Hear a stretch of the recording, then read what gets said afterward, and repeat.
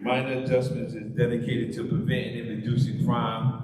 Our primary purpose is to teach men and women how to make the minor adjustments that are necessary in their lives, which will allow them to obtain and maintain a productive lifestyle after incarceration and or rehabilitation. Our motto is anywhere but backwards. Everybody say anywhere but backwards. Man, you got it on the front of your shirt, right? If you don't get anything out of the whole time I was able to pour into you, get that part. Is that too hard? Everybody say anywhere but backwards. The reason why that is so powerful, even though it's a simple phrase, is because if you're not going this way, then you know you're going that way. And most of the time, what stops us is our repeated times of going back to the stuff that we came out of. And how many people, this is not your first time in the program? I've been in, I lost count how many programs I've been in. So all y'all that didn't raise your hand, it's your first program. This your first program? Yes, sir. No, everybody else was just lying. Because everybody been there. This your first program? Yes. And this your first program. Good. I want to point that out. Because you only get one time to say it's your first. So make this your last. Sure. And the individuals who this is your first time, if you just look around the room, right, you have individuals, me included, who have been in the program multiple times. And you have to ask yourself, or you should ask when you can, talk to some of the individuals who have been in more programs and learn from them. If they're humble enough to tell you, the mistakes that they made, that's how I continue to grow, by asking individuals what they made mistakes at. And then I take those learning lessons and apply them to my life. You get that? All right, so the mission statement says 2 words. Everybody say, to attain my sobriety is easy. To attain my sobriety is easy. My challenge is to maintain it. Say, to attain my sobriety is easy. My challenge is to maintain it. The reason why we say that is because to obtain means to come into the possession of something. To maintain means to keep that in existence. Once you obtain your sobriety, I obtained my sobriety. I came into the possession of my sobriety in August 2009. I didn't have to go get it again in August 2010. I had it. It's mine.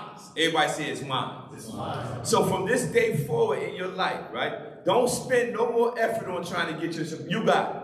You need to find out what relapse prevention skills, what spiritual development you need, what support network you need. Watch this next one. Who you got to stop going around. Like all that is a part of you maintaining your sobriety. And it's tough because some of your family members you can't hang with. Because I'm so comfortable hanging around some of my family members, I came up with a strategy. This is my strategy. You can use it. Watch this. I call it my turf. If I want to go do something with somebody that I know that's not doing what I'm currently doing, and they might be a family member, I only will do it if they come on my turf. My turf represents where I'm comfortable. If I'm not comfortable on that turf, I'm not going to go do it. I'm not going. If they say, well, we're not going to do it there, well, guess what? I'm not coming. You got to remember whatever you need to maintain your sobriety, all right? So to attain means to come into the possession of something. To maintain means to keep it in existence. So that's your job of whatever spiritual development, whatever relapse prevention skills, whatever support network you need. That's the only way that you're going to have to be able to maintain it, because ultimately, there's never a place where you feel like you arrived, right? I arrived. A lot of people have multiple or a lot of years of sobriety, but whenever you get into that place where you feel like you arrived, that's actually a bad place. You never arrive. You got to keep on working. So today we're going to go to page 37. Let's go. Excuse me. we're gonna go to page 37.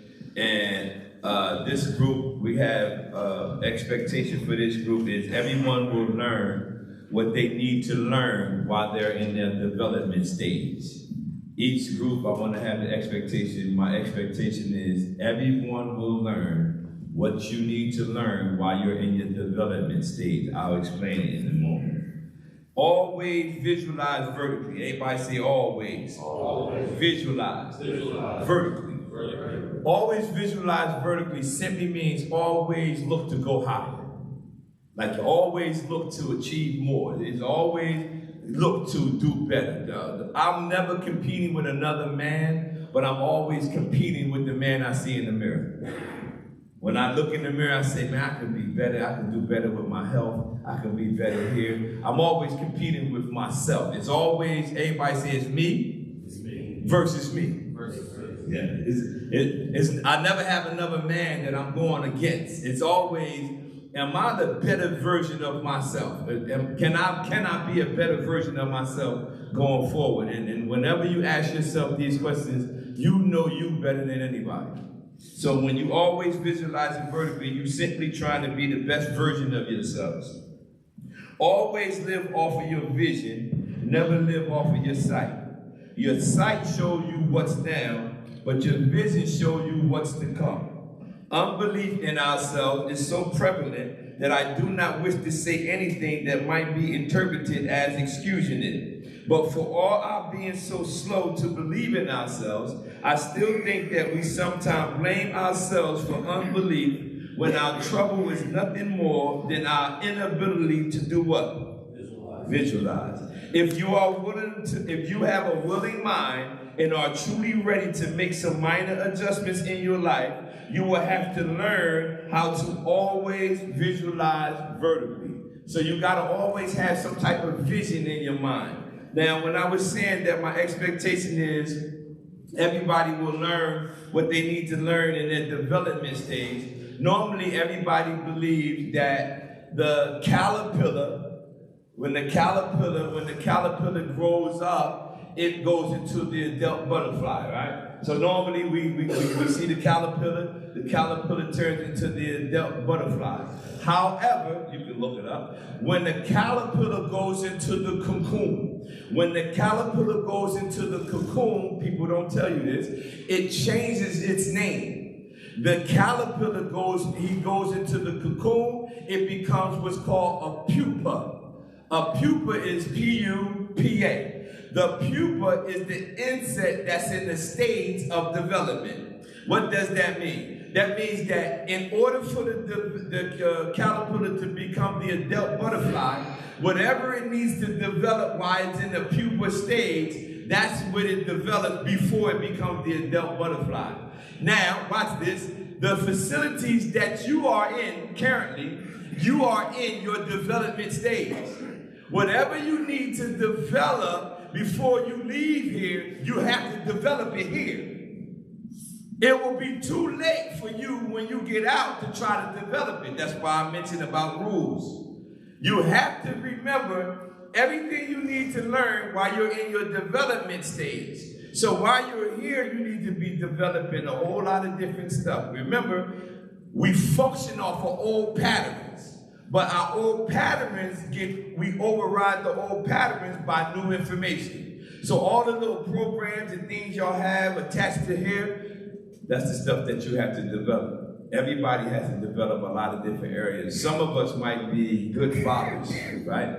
I didn't have, like, some of you might have areas where you don't need help in the area of being a father. You was a great father. The issue was the substance and the other things you did. So you won't spend a lot of time developing in that area, but you know an area where you need to develop at, right? So this is your pupa stage. Anybody understand what I'm saying? This facility or whatever facility you are, you have to develop what you need to develop while you're here. Because once you leave here, we get out there and we get right back on track where we used to be. We look physically good. We got a little bit of money saved up or hopefully, and we go back into this particular environment and we didn't work on nothing. one of my mentors, oh man, he was tough. I love him. So his name was Mr. Weaver.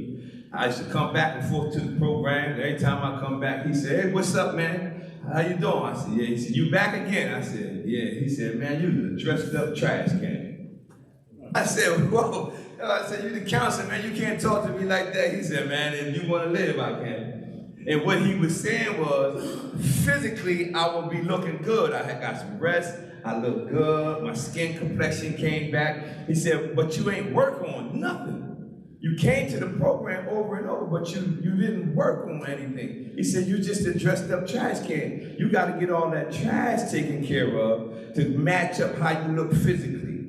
And a lot of times, if we're honest, we'll go day after day and we don't really work on nothing. But now that you know this is your development stage, this is the stage that you have to develop all that stuff, all right? Let's see. The word visualize means to form a mental image of something incapable of being viewed or not currently visible. When you visualize something, you have like a mental image. I was talking to someone earlier today, and he said, you know, he was visualizing about doing certain things, like starting programs, doing businesses. Like when you have this particular vision, now you have a destination or you have a place that you want to go. You're trying to achieve something. That takes up most of your time. Thank you, Lord. That's good. That takes up most of the guilt you have about what you did. Because if we sit there in our own mind, we'll start thinking about all the guilt and all the things that we did wrong to people. I know I used to. Who do you visualize about? Who do you visualize about? All right, I wrote this down. When our dominant desires are bad, our whole life is bad. When our desires are good, our life comes up to the level of our desires. So when you're visualizing about something and you have positive desires or positive things you're visualizing about, don't be shocked if your life goes in that direction. But if you have in the opposite, you're thinking about all this negative stuff, don't be shocked if your life goes into that direction. It's whatever your dominant desires are. If they're bad, it's really not a shock we end up in these bad situations. If our desires are good, we're going to go into the positive direction. What happens when you do? Where did you form that image from? That's important. If you find out where you formed the image from that you had, where did it come from? Because sometimes you might be just believing a lie about yourself, about the situation, about changing the outcome of individuals. One of the things I always tell people, never try to change another person, because we'll be in here, we'll be trying to change our family members out there about what they believe about us or what our friends believe about us, but you can't change them. Who do you think, why do you think that image is in your mind? Like whatever image you have, why do you believe that particular image is in your mind? What does your sight show you? All right, this is a word, it's called comorbidity, comorbidity. It's like a medical term, comorbidity. What it means is two or more issues occurring in the same person.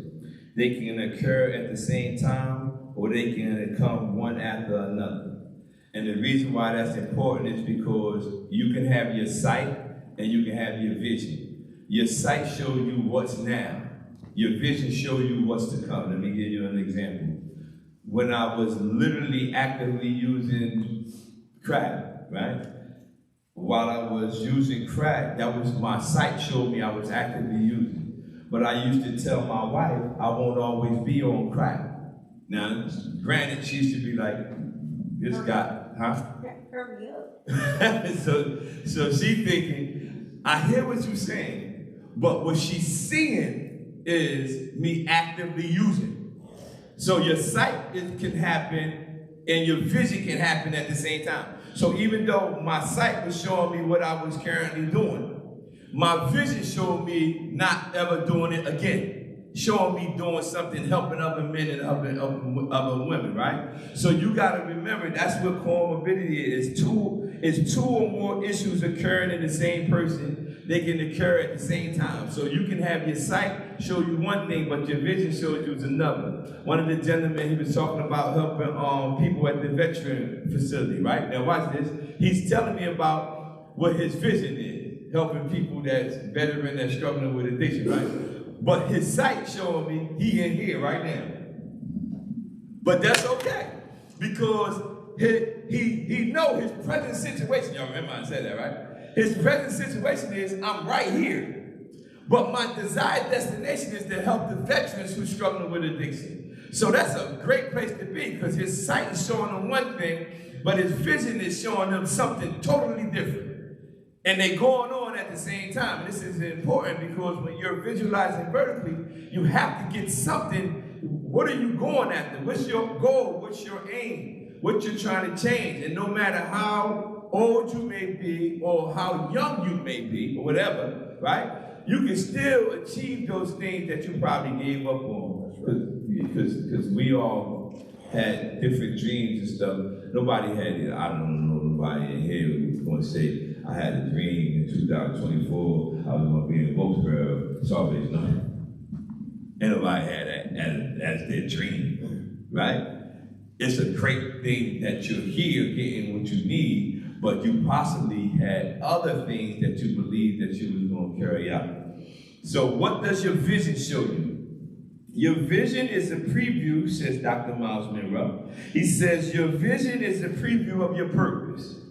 So when you have a vision of something, let's use the same example I just mentioned about the man who want to go help people struggling that are veterans with addiction. That's his vision, right? That's a preview of his purpose. It has always been his purpose to go help individuals like that. That's a preview. Your vision, whatever vision you have, is a preview of your purpose. Do you believe in yourself? Anybody answer that question? Yes.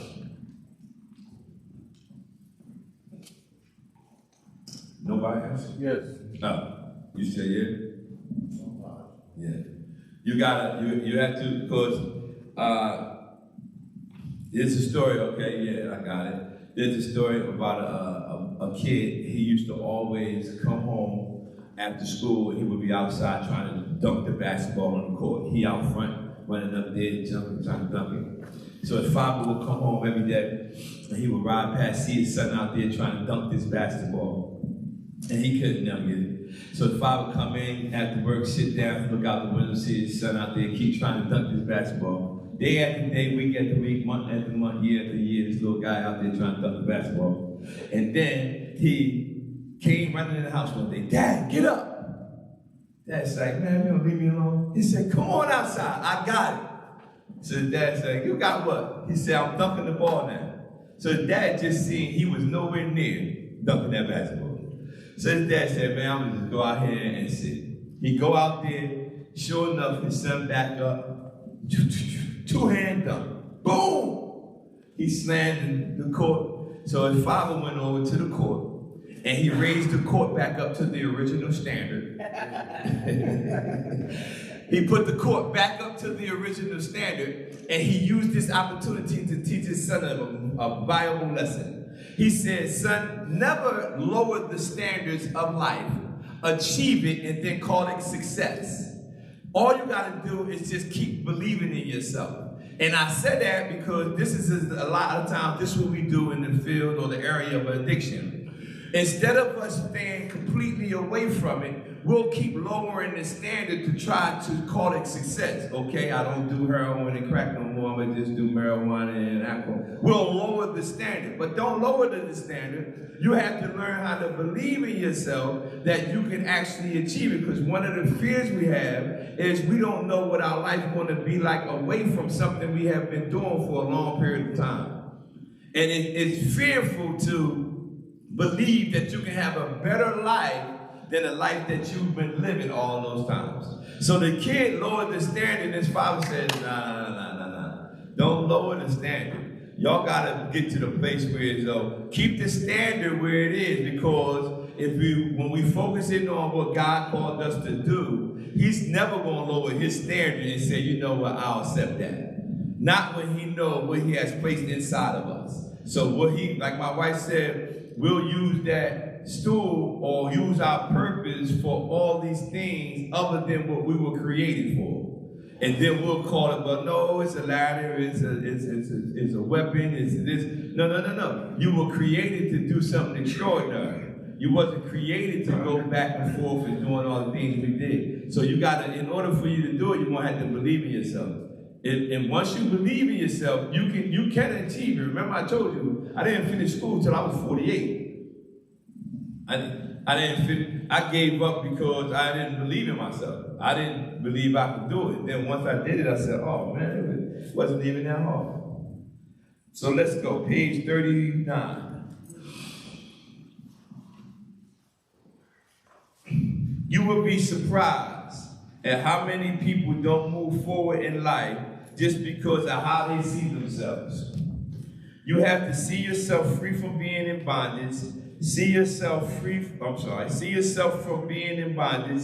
See yourself more than a conqueror. See yourself as the parent that you always wanted. See yourself free from coming back here, or seeing yourself from doing something productive in your community. See yourself being responsible. See yourself being the children your parents raised you to be, and see yourself as a better person. Close your eyes and see yourself doing it. What most of the things that I do now, that I always, everybody say always.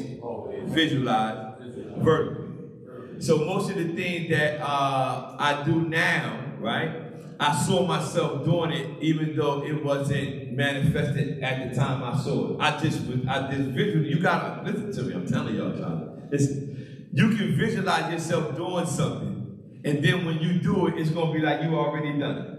I tell my wife that all the time. I'll be like, I saw myself already doing it. So when I'm doing it, like literally seeing, remember I told y'all when I was in the Salvation Army in Wilmington, Delaware, I saw myself coming back and helping individuals that was in the Salvation Army, right?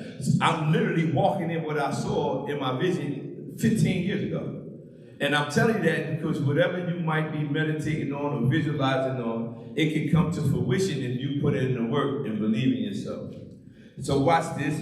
You have to see yourself from being in bondage. Like see yourself never ever use it. Like just take a walk one day and just listen to some music and just see yourself, what will my life be like if I never ever went back to what I came out of? It's a beautiful thing. You're going to start seeing stuff, and even if other individuals don't believe it, you got to believe it. You got to see it. See yourself as the parents that you always wanted. And that's important because sometimes we will blame our situation or our condition on the parents we didn't have. My parent wasn't here, I didn't have this type of father, and that's all valid. But I guarantee you that during the course of your life, you had father figures, mother figures, or you had individuals that were pouring into your life. You got to use that particular thing. You can't use it as, or you can be the parent that you believe you should have had. You can be that parent to your child. I was just talking to someone out there, and they were talking about how little their child was and everything, and they was like, I got to be there for my child. That's it. He's like, his whole focus, he said, my child this small. I gotta be there for my child. That's a good place. In his heart, no matter what he's going through currently, his focus is, I gotta be there for that child. And it doesn't matter what his parents, I don't know what his parents was like. He might have had good parents or he might have bad parents. It don't matter. All his focus is, he gotta be there for his. So when you focus on that, you gotta have some type of vision and some type of mission. The things that we see now are here today, going tomorrow. But the things we can't see now will last forever. Yeah. Some things gonna change. Your sight gonna show you one thing, your vision gonna show you another. It's a friend of mine, she has a book, and in her book it says, the title of the book is Say It Till You See It. That's the name of the book. Say It Till You See It. And she says, get a mental picture of yourself being successful, right? Ask God for direction. Anybody say direction? Resources, and whatever else I need. So she said, she says, get a mental picture of yourself being successful. And she says, now ask God for the direction, the resources, and whatever else I need to make that thing come to fruition. So, because you're going to need certain things you're going to need to accomplish a particular assignment, a particular task, or you're going to need, but you got to, everybody say direction. Yes, you got to have direction. You don't just waste time and just do stuff. Because you might see somebody doing something, you say, yeah, I like that, but that might be his purpose. That might not be your purpose. So don't just waste time and just do it because somebody else is doing it. You need to spend time with God and ask God to give you the direction of what I should do, what I should be doing. I was talking to one of the gentlemen yesterday when he ate a lot of pizza. But anyway, we was over here eating pizza. And he said, at this point, I'm all in. Whatever God want me to do, he said, that's it, I'm done. I've tried everything. Whatever God want me to do, I'm totally surrendered to what God want me to do. And I said, man, that's awesome. But sometimes we can get boxed into those type of places. You know what I mean? You had options, but you got boxed in where you said, that's it. That I gotta learn it. So when he was saying that, I appreciated it because he done went so far that he said, man, I done got to the place where that's it. I just need God to give me the directions to do what I need to do. Also, he said another key thing that he said while we was talking at the table. He says, I don't know his roommate or whatever, but he said, my roommate already has this in order in his life. This is good. He says, now I know I don't have that in order in my life. I got to take a different route. You know how good that is? Because he already knows this person has it. He might have had it previously, meaning support, but whatever happened destroyed his support network. But he was able to differentiate from, I can't follow his particular path, because he has the support that I destroyed. He still has his. Mine was destroyed. I got to take a different route because of what I had done and whatever I had lost. And then he gave me a compliment. He gave my wife a compliment. I don't know why he gave her, but anyway. He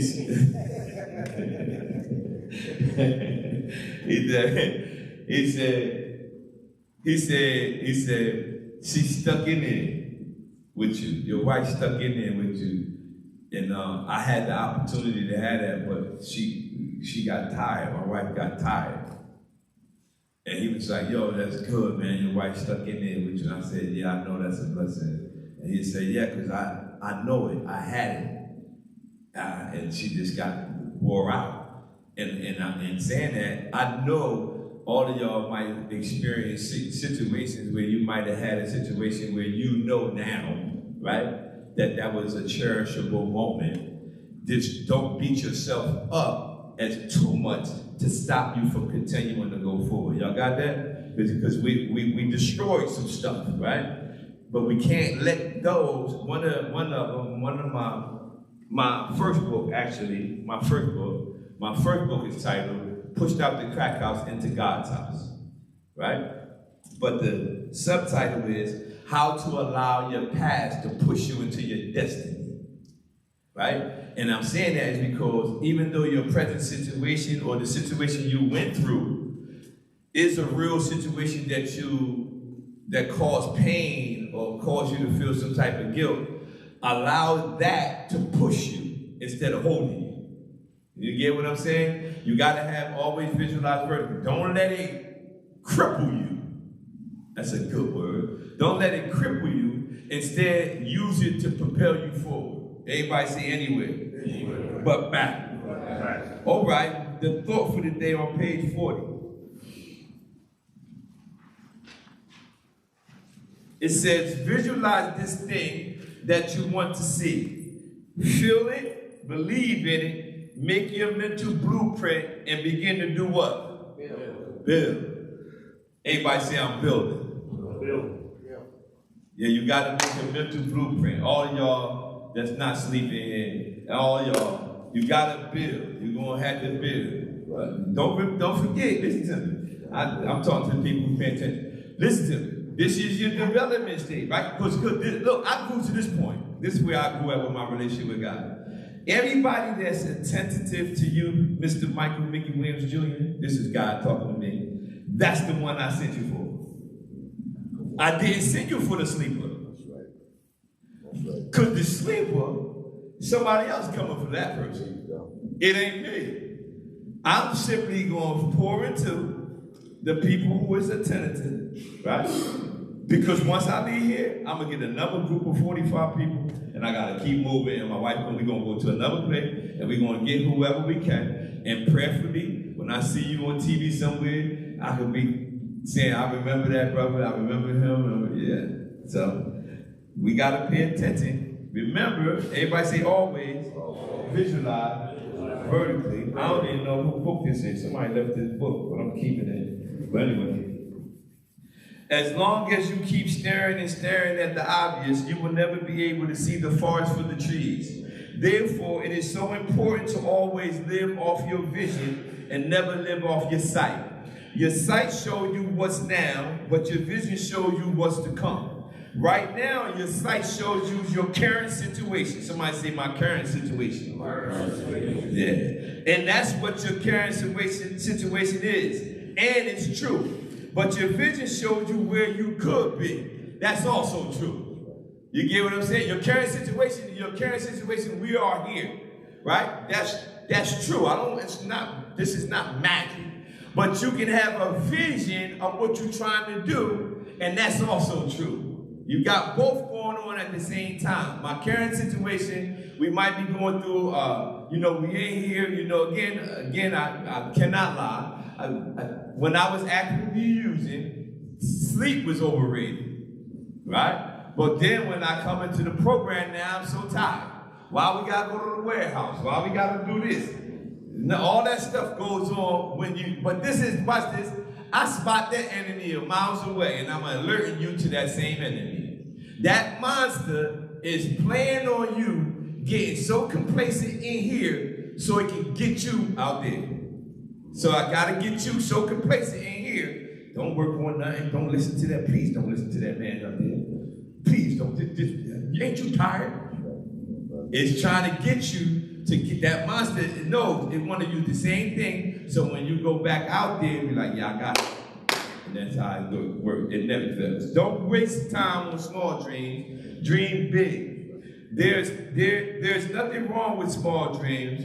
But if it's your dream, then why not dream big? Always visualize vertically. So the saying, shoot for the moon, even if you miss, you're always amongst the stars, even if you miss the moon. So it's your dreams, but dream big. So why not think past where you are? You know what I mean? If I'm going to dream it, right? We was driving here, we was listening to prank phone calls or whatever.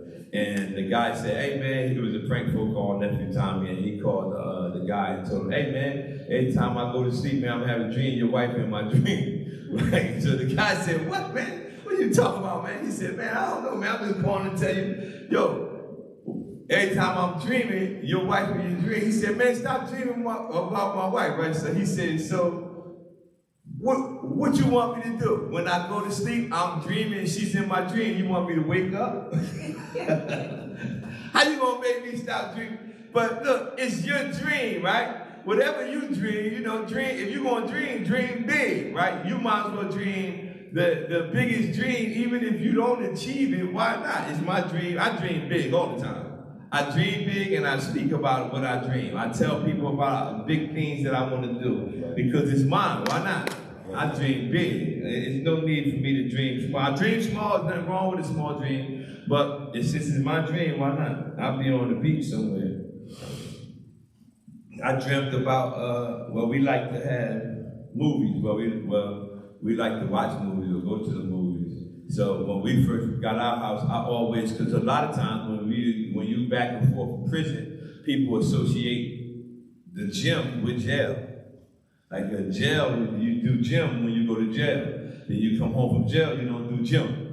But if you like the gym, that's just the gym. You don't have to be incarcerated or in the program to go to the gym or to do exercise. You can walk, that's good exercise. But a lot of times we associate exercise and stuff when we're incarcerated or in the facility, and then when we leave those places, it's like we forget exercising or we forget the gym or things like that. When really that's a part of who you are if you enjoy those things. So you don't gotta only do it when you're in a facility. The word visualize means a vertical or upright position. This is good. Always being in the same direction. Everybody say the same direction. Y'all remember I said y'all want to get around a group of people who always going in the same direction?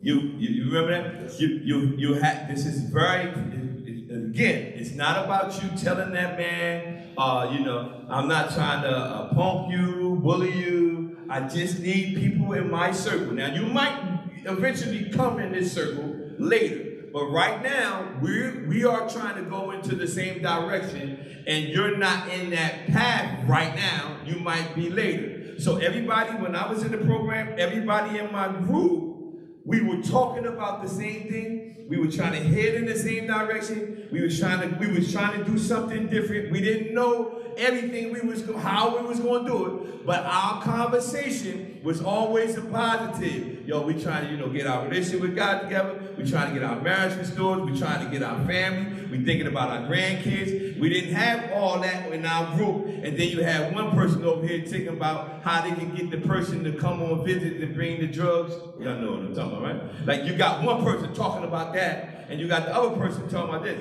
You have to stay with people who are always headed in the same direction. Now, granted, you're going to be, people might have names for you because you're trying to do right. They're going to have a group, they're going to have a different name for you. They're going to call you square, they're going to call you all that stuff, right? Don't even worry, forget them. Just forget them, I'm telling you. Because you're going to succeed, and they're going to be way back there, and you're going to be way up there, and they're going to be wondering, how did that guy get way down there and I'm still right here? It's because you wasn't trying to go in the same direction. Y'all get that? Sure. You got to get with people who are trying to go in the same direction. Now, watch this. They might not be in that stage at that moment. They can eventually get you the group of people who you're with because you wasn't there. But once you started building this support network, and then it will start to spread, and then you have a whole program mostly dominated with people who are going in the same direction. Because I tell my clients all the time, they'll come to the office, Mr. Mike, this, that, and third. I'm like, yo, why you leave the program? Oh man, I left the program. It's just the guy in my pile was bringing in drugs. He was smuggling drugs in the program, so I left the program. I said, so hold on, stay with me. Yeah, I did. She said, I used to say that. So you left the program because it was one person bringing drugs in the program? And he said, yeah. I said, so you came out of the program to where drugs is everywhere. So that doesn't make sense. That's just an excuse that you didn't want to stay. Because I've been in programs, every program I was in, it was always somebody that did something, that smuggled drugs in, that was sneaking and doing alcohol and doing all that. I didn't care. I was focused on what I needed to do. What that person is doing is his problem. He's going to have to deal with that. So no matter who you are, if you focus on people who are going in the same direction and we are visualizing vertically, stick with that group. Don't fall for the trap that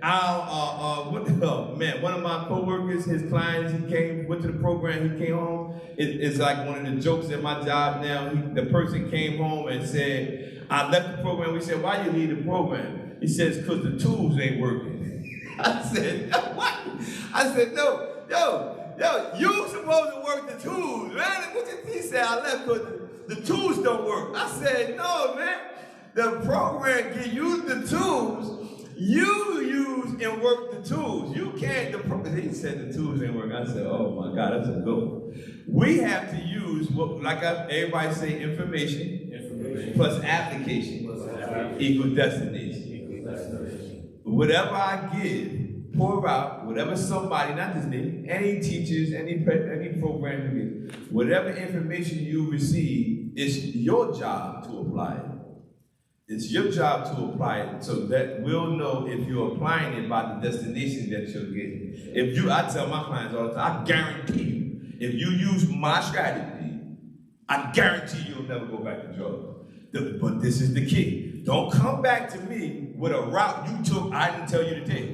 Yeah, you told me go this way, but when I was doing this, then I added this. I said, oh, yeah. Once you added your stuff, I can't guarantee that. I can only guarantee your outcome if you take my route according to the wisdom that God gave me. He gave me one of them, everybody say anywhere. But back. Is it possible for you to relapse if you don't go back? If you get just that part right there, impossible. You cannot at all relapse or have to go back to another substance if you don't go back. It will have to take you going back to it. That's the only way. What direction, page 42? Now tell me when you're ready. What direction are you always looking at? What direction are you always looking at? There's a thing, you can write this down, called solution-focused therapy. You can look it up when you get on the computer. It's called solution-focused therapy. Solution-focused therapy, let me tell you what the definition of that is. It says solution-focused therapy, emphasis is on the present. Somebody say the present. And the future. While not regarding the past. So solution-focused therapy, when I came across this, I said, oh, I love this. It says it focuses on the present and the future, and it doesn't even care about your past. Meaning, I don't care where you came from. If you follow this particular strategy, I'll deal with your present and your future. Your past is your past, and the only power your past has over you is the power you give it. So a person be like, yeah, you know, you came from this, you were addicted to this, you did this. Yeah, that's all true. But that was my past. That has nothing to do with my present and my future. So you got to understand, solution-focused therapy focuses on the solution. You know how many people come to you with a problem? People that have a problem, well, you get more people who will come up with a problem, but you don't get that many that come to you with the solution with the problem. Like, yo, this is the problem, this is the solution. This is the problem. I know your current problem. I know that because that's where I came from, right? But I'm providing you with a solution. Now, everybody say anywhere.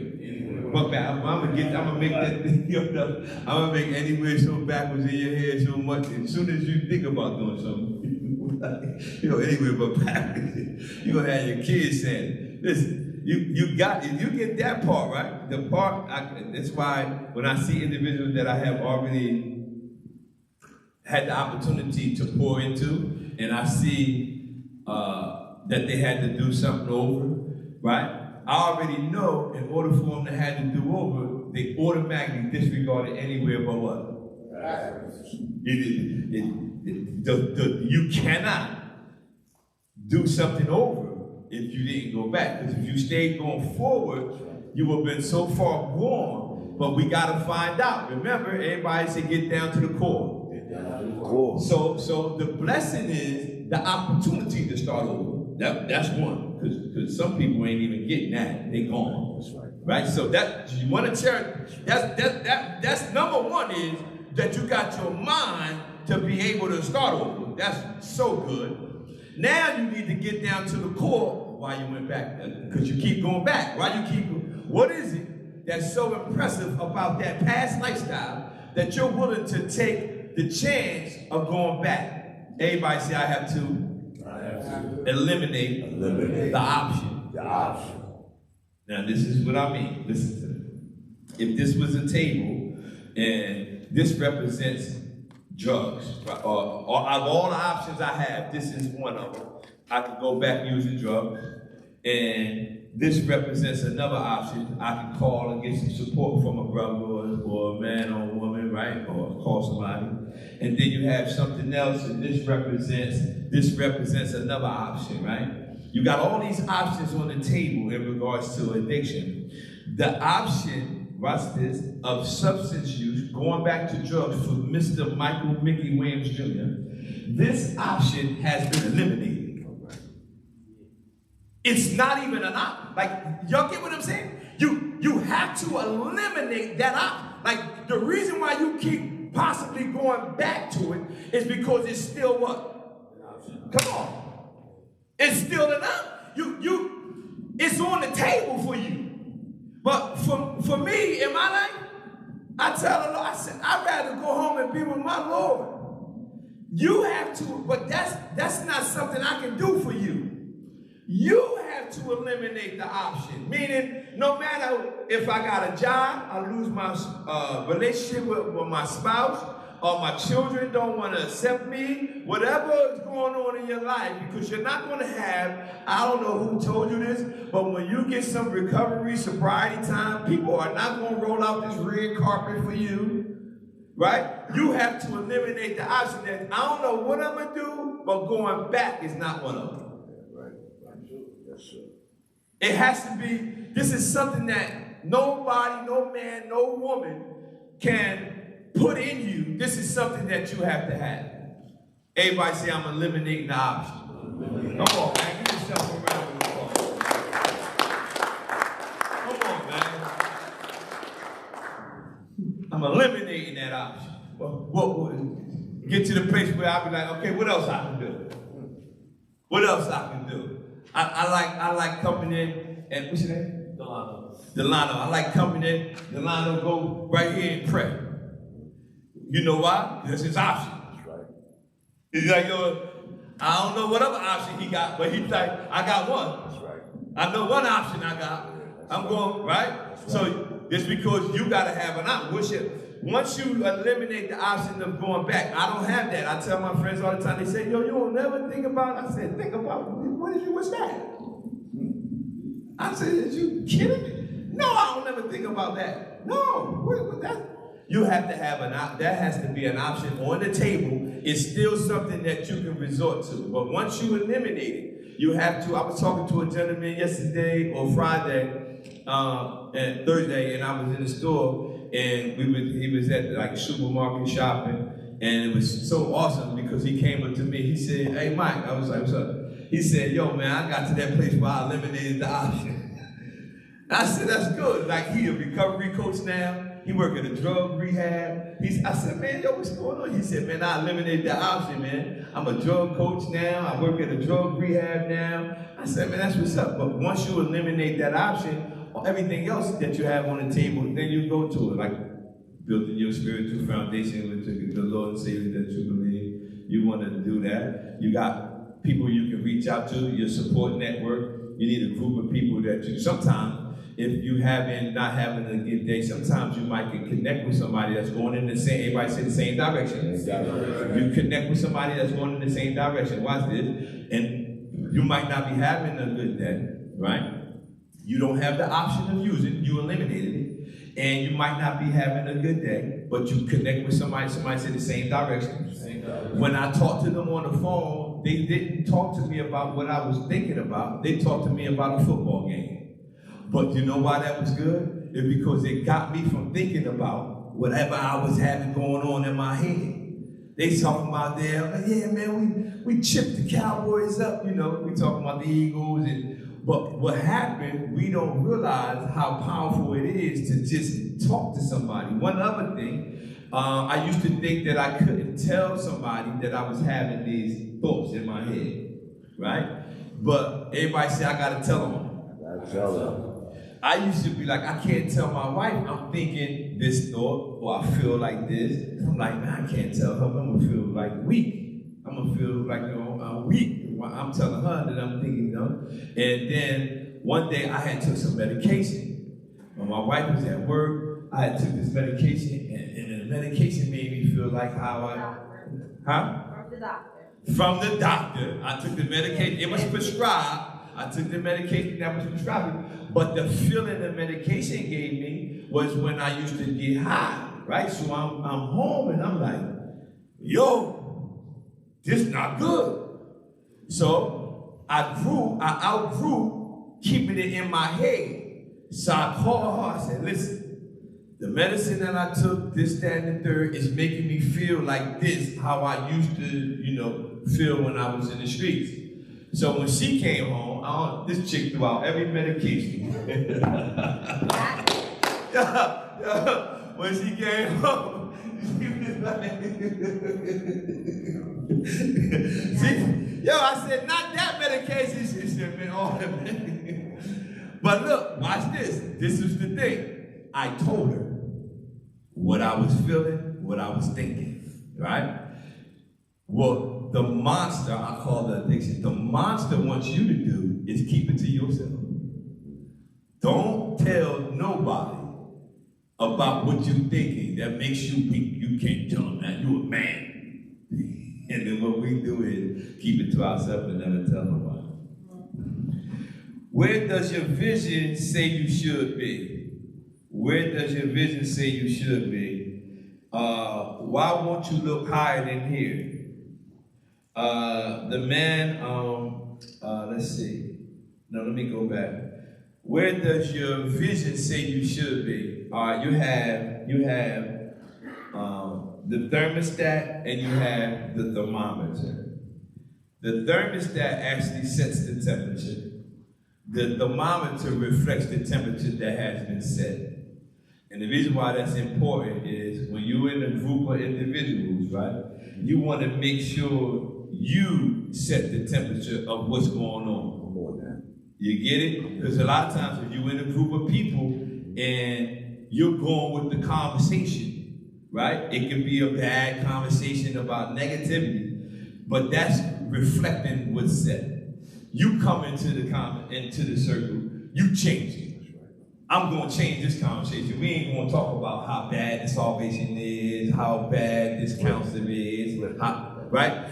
That's if you jump in there and participate in the conversation, you are reflecting what was said. But you want to get in there and you want to change it. You want to be the light of the world. You want to be the salt of the earth. You want to be that person that changes the area when you come around it. And this is how you know, I guarantee you can tell this. This is how you know you headed in a direction that other people is probably not headed in. When you come around, they change the conversation.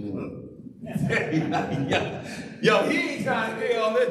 Yo, when you walk around, they might have been talking about the major, the captain, and everybody, but when you come, they be like, man, we're going to change this. But they know you dead serious about the direction you take. So that's the compliment to you.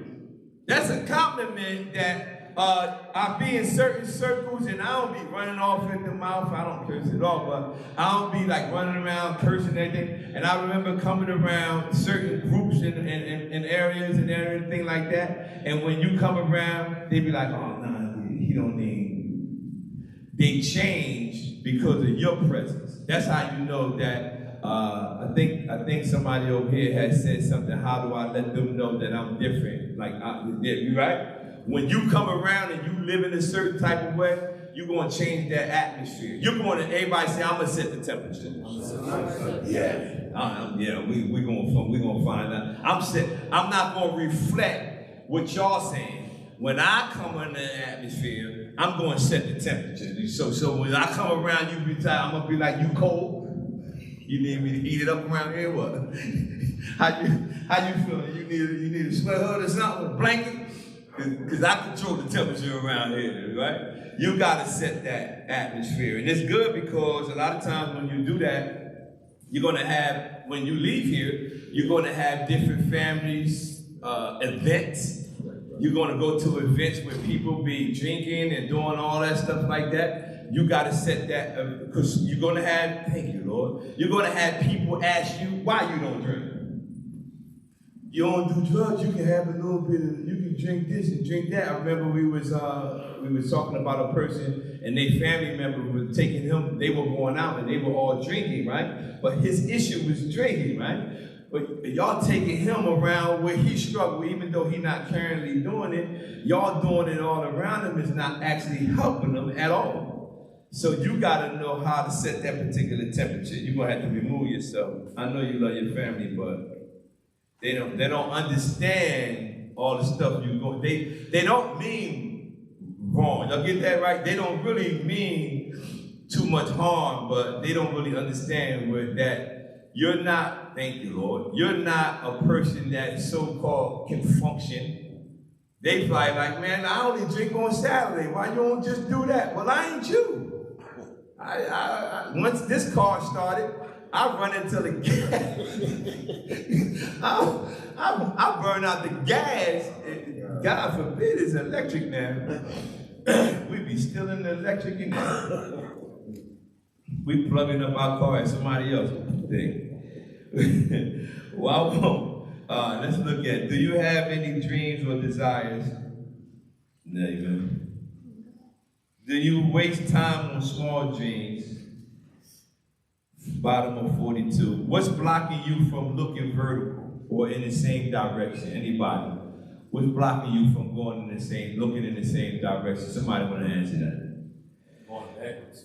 Huh? Let's keep blocking you from going in. Yeah, that's good. Keep going back to the, because instead of going forward, Jeremiah chapter 7, verse 24 says, yet they did not obey and incline their ear to me, but they followed the counsel of their own hearts, and they kept going backwards instead of forward. And that's the powerful scripture, Jeremiah 7:24. He says, they didn't listen to me. They followed their own advice. And you can always tell when you start following your advice, because you start going that way. You cannot tell, nobody can tell me that God is saying, yo, I want you to go try heroin one more time. Do this one more time. No. That's following our own hearts to go backwards. So we got to stop. Somebody else, what's blocking you from looking vertical or going into the same direction? Go ahead. The lies. Lies? Perpetual bad decision making. Becomes like habitual. Yeah, it becomes a lifestyle too. And we normalize the bad decision. Like we'll have a definition. Yo, we know it's a bad decision, but I'm gonna tell you why it's violent. We'll start normalizing bad decisions. Being too critical and hard on yourself. That's good. But we gotta I just mentioned that, you know how, because we have that guilt, we be so critical and hard on ourselves because of what we've done, because now we have a little clear vision and we can see what we have done, what we damaged. So we critical and hard on ourselves, but we're gonna have to move past it. So who? Yeah, the surroundings. It's blocking us from going in the same direction because our surroundings. And then you have to I started this way. This is good because I have a lot of friends. Again, I only go on my territory, but I have a lot of people that, you grew up with a lot of friends, you have your support network, whatever. But you could start building different relationships, even in programs like this. You'll meet a brother or somebody that's really like going in your direction. Y'all can build that relationship, and then you start adding to people who are going in that same direction in your group. Like my whole phone, if you was to take my phone, I always joke that if somebody took my phone, they either going to get saved, be a counselor, because all the contacts in my phone is people who going in the same direction, right? So you want to build that support network like that, and then you want to, because your surroundings, you can't go back to your surroundings and try to set the atmosphere, right? Try to get them to come where you are, right? If you think, my mentor taught me this, he said if you put a person on the top of the stage and you had one person down here, right? If it was a big stage and you had somebody standing on the stage and you had another person down there, he says now you tell each person to see if they can pull the other person to where they are, meaning the person upstage pull me up, or the person down pull him down. By virtue of me having leverage, you can be bigger up there. But if I'm smaller, I can still pull you down because I got leverage. I can put my feet on the stage. I can do a whole lot of stuff and be like, oh, you coming off that stage, I'm going to pull you down. And I'm saying that is because your surroundings, you can't think I'm going to get them to come up, right? You don't think about trying to get them up. Just worry about you, and then let them around you just be a reflection of who you are. And your group gonna be a little small initially, but I got a whole bunch of people like that. It grew. I still got my friends that I grew up with. But ask my wife, when we go to certain areas, they know what they're like. Well, he's not doing that, or we're not gonna do that. And then this is another thing. People know what to do or what they can do at my house. Right. You know what I'm saying? So no matter what they still do, when they know they come into our house, they're like, well, when we get to this block, whatever we doing, we know we can't go do it at that house. But that's our surroundings. Anybody else? What's blocking you from looking vertical or going into the same direction? Fear. Huh? Fear. Yeah, that's a big one. Because it's actually the fear of the unknown, because we lived a certain way so much. But man, listen, man, I can't. Man, I wish I could just take y'all like just all of us. Let's just hang out for a whole week. Yo, it's so much better. When I tell you, it's so much better. Just have fun, man. I mean, anything. I made my wife do stuff. I'm like, come on, we buying scooters. Let's go. She like, man, I don't want no scooter. I said, man, we going. She like, man, what you? She come home from work, gets you some sweatpants. And she's like, what? What's that big box? I got 2 scooters. I'm like, man. I'm like, it's so much better. All that stuff, I was using money on drugs. It's no big deal to go get a scooter and ride around. But it's just fun. Like, let's go to the park and ride around on a scooter. Man, it's this life that we gotta understand that it's a lot of things that we can be doing outside of our addiction. Fear is set up to keep you stagnant. If you think about it, everything you do the first time, there's a little bit of fear. Yeah. Right? So anytime something is new, you're going to be afraid of it. Just a little bit. Some things more than others. But once you step out there, you lose that fear and it loses its power. That's right. You know, every time you try something, the first everything, you're like, maybe I shouldn't. There's a little hesitancy, but you go ahead with it. Yeah. So that's what fear, and a lot of times if you're afraid of something, especially when it's something positive, when you're afraid of something and you know that it's a positive thing, but you're just not sure about it, try it. Just give it a shot. Because fear is set up to make you not take that step forward. Now, my husband was in a position at his job, and then came back. He told you he didn't graduate high school. And all of a sudden he came, and I've been telling him for a long time, you need to just go ahead and take this test. Yeah. And he's like, I don't need it, and he didn't. It got him so far. And then it came full circle, and it's like, listen, we need your high school diploma. He's like, what? Oh, yeah.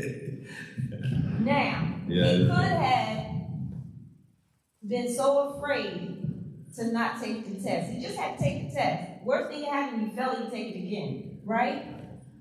But he could not. He could have been so afraid where it paralyzed him. He said, man, I might as well just go look for another job. Yeah. But he's in a position where he can help people that sat in seats or sit in seats that he once sat in, right? So he went and he stepped out on that fear and he took the test and was nowhere near as bad as he thought. Yeah, so at if all. you're afraid of something positive for your life, push through it. Yes, That's all I have. Yeah, that was something, because I was like, I don't need it. I got this far without my high school diploma. I don't need it. And then they said, yo, we need it. They was trying to figure out how I got the job without it. They was like, yo, how you get the job? You got to have it to get the job. I said, yeah, the God I serve. The God I serve, he does things like that. All right, let's look at page 43. You doing that this afternoon? All right. Life is one big road with lots of signs. So when you're riding through the ruts, don't complicate your mind. Come on, Bob. Feel free of hate, mischief, and jealousy. Don't bury your thoughts. Put your vision to reality. Wake up and live. Keep your dreams alive. Understand that achieving anything requires faith. Everybody said faith. Faith. And believe in myself. Say vision. Vision. Hard work. Hard work. Determination. And Dedication. come on. Remember, all things are possible for those who. Yeah. All things are possible for those who believe. I'm going to give y'all 7 visions, 7 enemies to your vision, and then we'll come back after lunch. Amen? Amen. Y'all want to write these down, too. I'm going to give you, well, it's not really, yeah, it's 7. Yeah, it's 7 of them. These are all enemies to your vision. The first one is disobedience. Disobedience is an enemy to your vision. It's because when you have a vision for something, if you're not obedient to that vision and you be disobedient to what you're seeing in your vision, that's an enemy because you'll deviate from something that you already believe for. The next enemy to your vision is fear. That's why when y'all was standing, I said, oh man, they right there. Fear is an enemy to your vision. If I can get you to being fearful of it, then I can stop you from achieving what I actually know is a part of your purpose. So fear is an enemy to your vision. The next one is procrastination. Procrastination. We know we need to do something, but we procrastinate on carrying it out. Another one that goes, that's a fear of your vision, that's an enemy of your vision, is the opinion of others. Come on, bro. You're so worried about what other people are going to say that you don't even try to fulfill the vision you have in your own mind. That ain't gonna work. Dang, yo. That's exactly what you hear. Oh man, that ain't gonna work. Who is you? Like the opinions of others. You so that they'll tell you. You tell them about a vision you have, and they telling you it ain't gonna work. It was similar to me talking to the gentleman this morning, and he said he want to go to the VA place and help them with an addiction. Right now, he's telling me this is his vision. Right. Now, you know how terrible it would be if I was like, man, that ain't gonna work. You know what I'm saying?